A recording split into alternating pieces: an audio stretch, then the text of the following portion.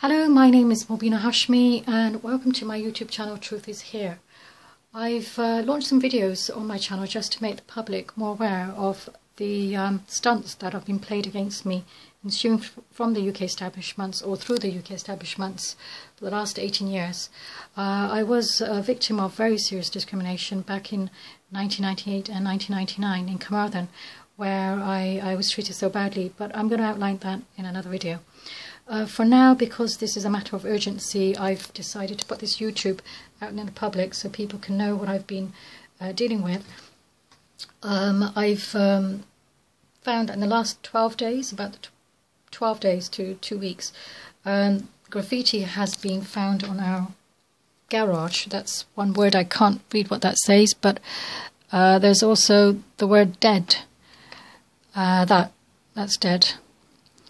That's a bit more obvious, isn't it? And that's a view of our house from the backside. The garages, double garages, which you can see is sort of a distant picture, but it gives you an idea of the graffiti. Now the build up to that was picked up on me by visits into the job centre, the local job centre, which is literally 2 minutes from our house, from this garage.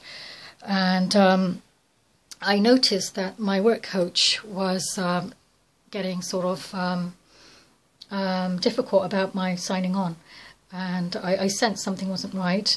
And yesterday he said to me, you could tell he was trying to put sanctions on me so I can't have job seekers allowance.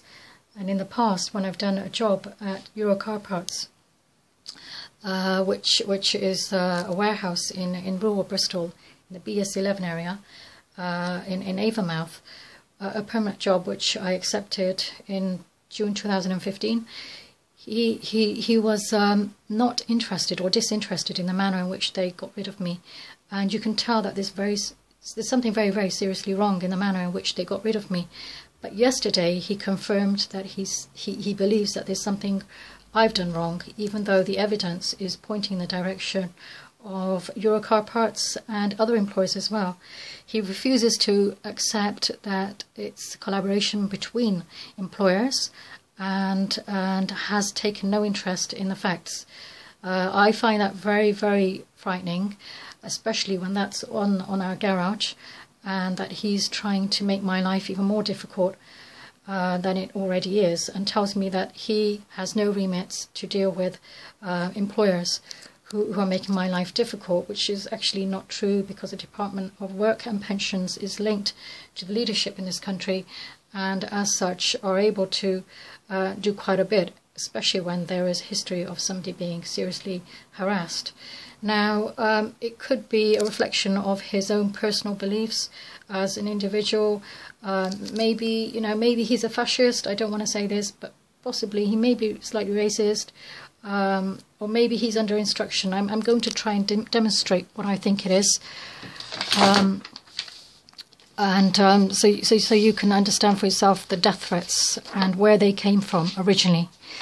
This is a police record of South Yorkshire Police. I got in touch with them because I was living in Barnsley between 2005 and 7. I was a clinical on-call resident pharmacist at the trust, Barnsley Hospital National Health Service Trust, and I was treated really, really badly there. So much so that people had heard of what the trust wished to do to me, and in terms of violence even. And so it wasn't really a surprise. Just look at that. That's just confirming Barnsley is racist. It's not a fragment of my imagination. I've been told I was deluded and I imagined the whole thing. But who's deluded now? Please look at this. These are my medical notes. It's a long story. It's about an Egyptian man who kind of intimidated and threatened me, and was really, really desperately trying to stop me from working. He didn't want me to have a career. His wife was desperately trying to stop me. She didn't want me to have a career in pharmacy. Her friends had told somebody that she didn't want myself or my sister to have our careers in pharmacy. And so it comes as no surprise that I'm in the situation because she and her husband have affiliations with Cambridge University and would easily be able to get in touch with people if they so wish to coerce them into telling us to get out of our professions, or me at least. And so here I am, a 32-year-old pharmacist lady with a headscarf in a very racist town, as you've just seen. Barnsley is racist, and I've had to go to the police as well about it, as I've just mentioned, and complain. But I was really shocked when, after I was told to leave the hospital, this incident took place. This lady was murdered. Marwa Shabini, headscarfed, Egyptian female, in Dresden, in Germany. I was pushed by a female German lady who wished for me to leave my job at the Barnsley Hospital Trust, where I was a clinical onco-resident pharmacist, and I was told she had plans for me. And somebody said, "I don't think you realise she's got plans for you, Mabina." Well, it didn't come as a surprise then that those details were exactly matched to those details. And the lady's Egyptian, as you can see. And it comes as even less surprise that that's also published in our profession's journals and newsletters. This is the PDA publication. It's called Insight, and it just basically goes over some things which you can also see have taken place. It says that the society can place anyone under instruction. It seems that the chap at the job centre is playing very difficult and trying to make my life extremely difficult and awkward because he's under instruction, and he has no issues doing that. He I think he's not exactly impartial and simply under instruction. There seems to be a personal dislike as well, which, you know, if you look at these kind of murders, you'll understand that there are some people out there who don't have any issues. And so when you give them evidence, they just throw it back in your face and they tell you you've got a problem, as is happening here. So just to let you know that is the background to this.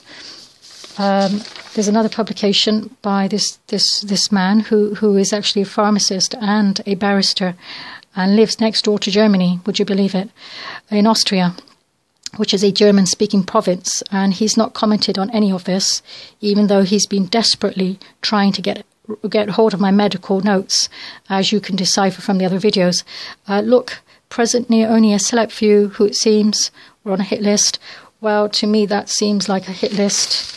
If ever there was one, the death of this lady, that looks like a hit list to me.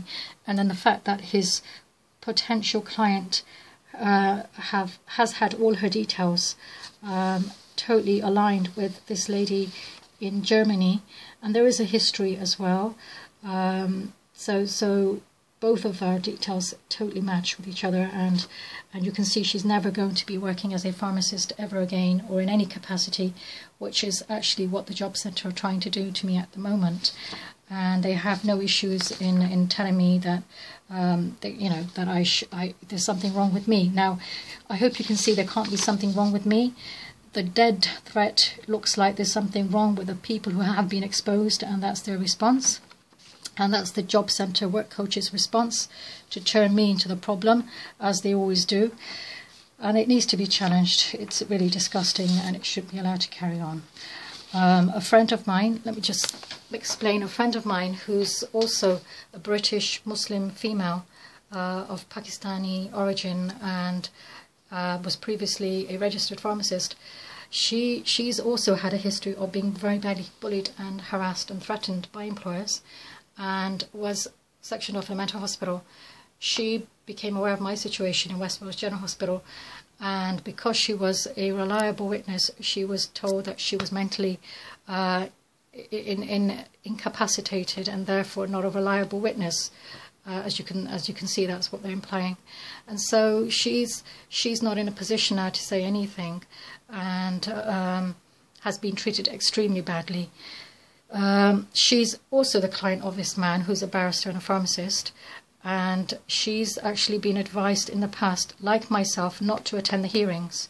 Now, she actually attended a hearing in Lambeth in London at the headquarters of the Royal Society, and actually arrived in good time, was in the waiting room, and Mr. Graham Edwards was actually speaking to the other side who were in the hearing room, as I understand.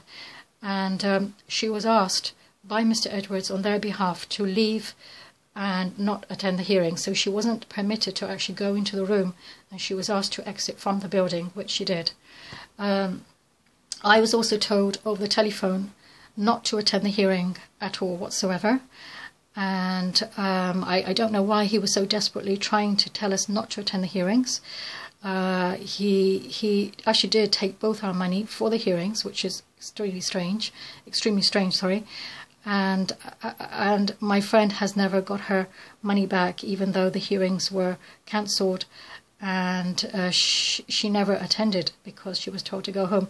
I was also told not to attend the hearing and that it would be cancelled or whatever they were going to do. So really we should be getting our money back, because he didn't do anything else for us, and it looks as though all he did was give all our information to the other side and take our money, which is actually to cover the costs of representation in the courtroom. Now, I've asked for my money back, and I've got some of it back, but she's lost all of her money, which is really scary. She's been told that she's hearing and seeing things, and so I'm sure they've told her that she's imagined that as well.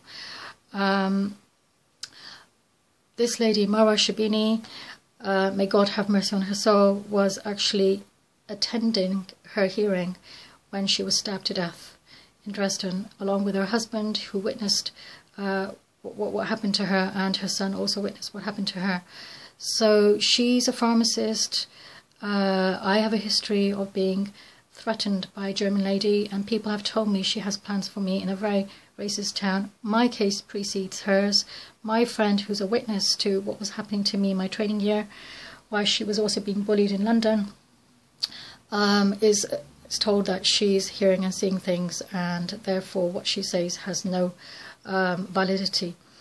Now just going back to Marwa Shabini's case, please do look at that and draw for yourself the inferences that are clearly outlined, and that is, this lady was the victim of fascism, discrimination, and it's very strange that her details match mine, every single thing. It's very strange that I have this history of knowing this cult leader, this Egyptian cult leader, and also that my friend was dragged into the whole thing, or was already being bullied in London, and she's been treated as a person who hasn't got her mental faculties intact. This man, this barrister, has done nothing for either of us, to be honest, and he's not mentioned this lady's case and admitted to us that her details are exactly the same as mine, and more sinisterly are drawn from the very medical notes that he's desperately trying to get hold of. So I hope you can see that I'm suitably annoyed, and that the professional regulating bodies have a lot to answer for, not just in the case of myself and my friend, but also they have a lot of answering to do to the families of the deceased, not to mention the public as well. I'll end there and allow you to sort of analyse the video and judge for yourselves what on earth is going on. I hope nothing is going to happen because I've exposed this stunt. I hope you can see that it is taking place, it has taken place, and that those members of the job centre who become aware of this video, I hope you're good enough to admit to yourselves that things like that are not the result of a coincidence, but are definitely organised by the most powerful people in the government and their associates. So I'll leave you with that.